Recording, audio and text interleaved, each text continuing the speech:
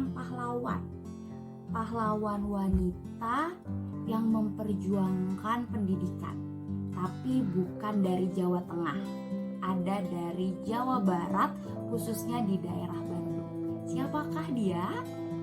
Oke, dia adalah Dewi Sartika. Mau tahu ceritanya? Yuk ikutin terus.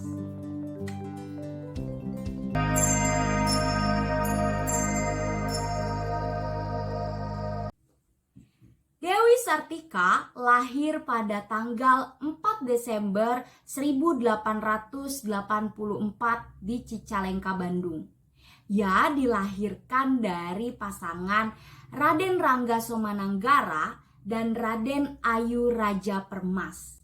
Pasangan itu memiliki 5 orang anak, yaitu Raden Somamur, Dewi Sartika, Raden Sari Pemerak, Raden Entis, dan Raden Yunus.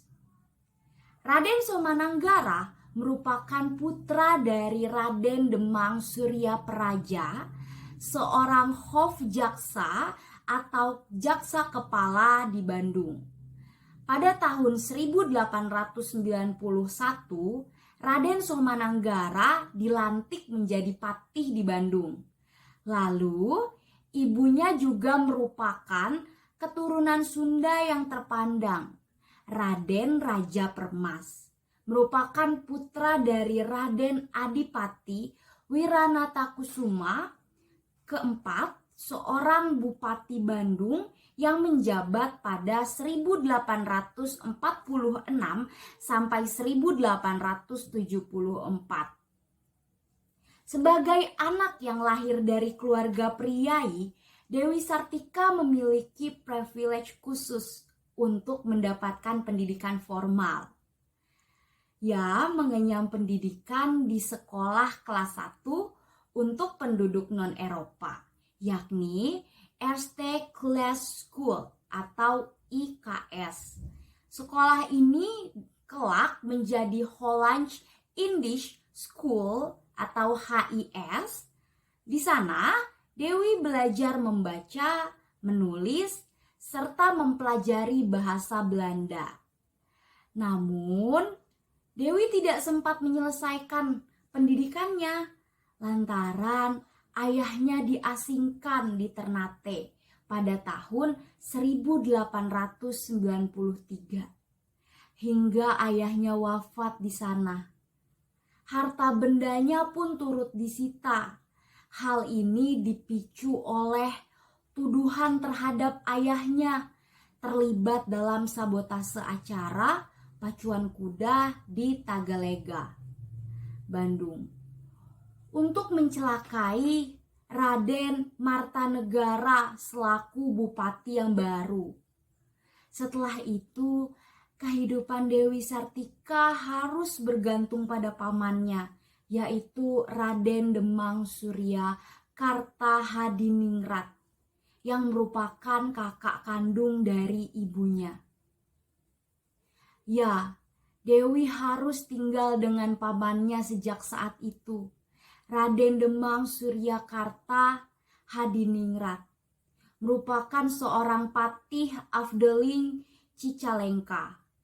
Dari pamannya, ia menerima pendidikan mengenai budaya Sunda atau Kasundaan. Akan tetapi, Dewi mendapatkan sambutan yang tidak diinginkan dalam keluarga pamannya. Dewi mendapat perlakuan berbeda. Ia diberi banyak pekerjaan rumah. Ia juga menempati kamar yang berbeda di belakang, seperti pelayan. Perlakuan tersebut ia dapat karena tindakan ayahnya dianggap sebagai aib keluarga. Dewi Sartika berlarut-larut dalam hal tersebut. Ia menunjukkan bakat dan kegigihannya untuk terus berkembang. Di belakang gedung kepatihan, saat bermain dengan teman-temannya, Dewi sering berperan layaknya seperti guru di sekolah, dengan mengajari membaca dan menulis serta bahasa Belanda kepada anak-anak pelayan di kepatihan, berbagai barang yang ia temukan seperti arang dan pecahan genting dibuatnya menjadi alat bantu ajar. Perlu diingat, jika saat itu Dewi Sartika juga masih belia, umurnya sekitar 10 tahun, namun ia sudah menunjukkan minatnya di bidang pendidikan. Dengan memerankan perilaku seorang guru, Dewi juga membuat masyarakat gempar karena membuat anak-anak seusianya memiliki kemampuan baca tulis dan beberapa kosakata dalam bahasa Belanda. Lebih-lebih karena sosok yang mengajari mereka adalah seorang anak perempuan. Kembalinya Raden Ajeng, Raja Permas atau ibunya Dewi Sartika dari Ternate, kerinduan kepada ibunya mendorong hasrat untuk berkumpul kembali dengan saudaranya di Bandung yang telah lama berpisah. Pada tahun 1902, Dewi Sartika pun meninggalkan rumah pamannya dan kembali tinggal bersama ibunya. Pada tahun 1906, Dewi Sartika menikah dengan seorang Raden Kanduruan Agah Suryawinata yang merupakan seorang guru. Suaminya adalah orang yang semangat, visi, serta cita-cita yang sama dengan Dewi. Kelak, Raden Kadunuran Agah Suryawinata akan banyak membantu Dewi dalam mewujudkan visinya.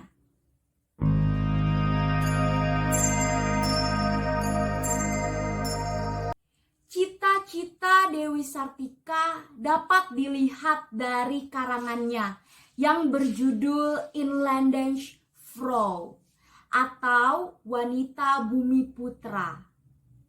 Di situ ia mengemukakan bahwa pendidikan sangatlah penting. Pendidikan susila dan pendidikan kejuruan sama pentingnya untuk dikuasai oleh perempuan. Saat Dewi Sartika remaja, ia memperhatikan kedudukan perempuan dalam masyarakat Sunda. Menurutnya, kedudukan perempuan telah mengalami kemunduran.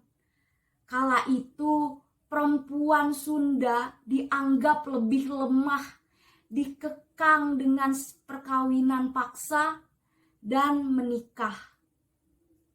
Bahkan mereka hanya menjadi lambang status seorang laki-laki setelah mereka menikah. Pada masa itu terdapat beberapa faktor yang menyebabkan kedudukan perempuan dalam masyarakat Sunda mengalami kemunduran. Faktor pertama, pengaruh kerajaan Mataram. Feodalisme yang berkembang saat itu menempatkan istri sebagai lambang status seorang pria. Faktor kedua, pengaruh agama Islam. Terdapat miskonsepsi pada masyarakat dalam memahami konsep perempuan dalam Islam yang menganggap bahwa perempuan lebih lemah dari laki-laki. Dan faktor yang terakhir atau faktor ketiga, yaitu perkawinan.